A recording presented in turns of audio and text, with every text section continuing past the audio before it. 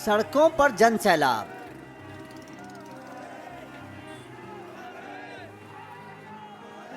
लोगों की आंखों में शहीद के लिए आंसू।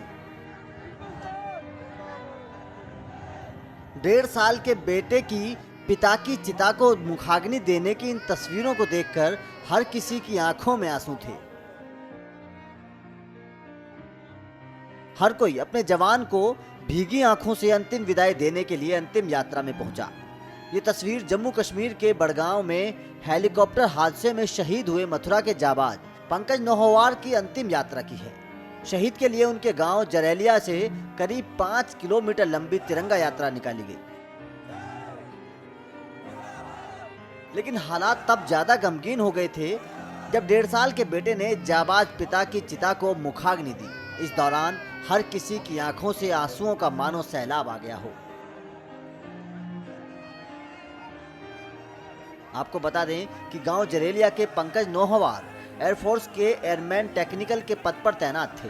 श्रीनगर में वायुसेना के एक स्पेशल ऑपरेशन के लिए उड़ान भरते वक्त हेलीकॉप्टर क्रैश होने की वजह से उनकी जान चली गई थी। गुरुवार को उनका शव तिरंगे में लिपटकर जब मथुरा पहुंचा तो मानो पूरा आसमान भारत माता और अमर शहीद के जयकारों से गूंज उठा हो। तिरंगे में लिपटे पति पंकज को देखकर पत्नी मानो बेसुध हो गई हो, तो वहीं देश को वीर सपूत देने वाली मां का तो मानो कलेजा ही फट गया। पिता की आंखों में बेशक गम के आंसू थे, लेकिन चेहरे पर गर्व साफ साफ दिखाई दे रहा था। 1.5 वर्षीय बेटा जब पापा पापा कहकर बिलक रहा था तो लोगों की आंखें बरस पड़ी थी।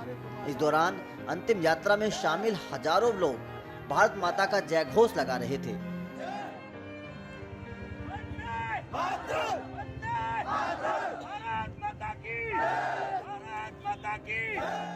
तो वहीं ये दूसरी तस्वीर कानपुर के शहीद दीपक पांडे की है, जहां शहीद की अंतिम यात्रा निकाली गई तो पूरे रास्ते शहीद के पार्थिव शरीर पर फूलों की वर्षा होती रही और भारत माता की जय के उद्घोष होते रहे।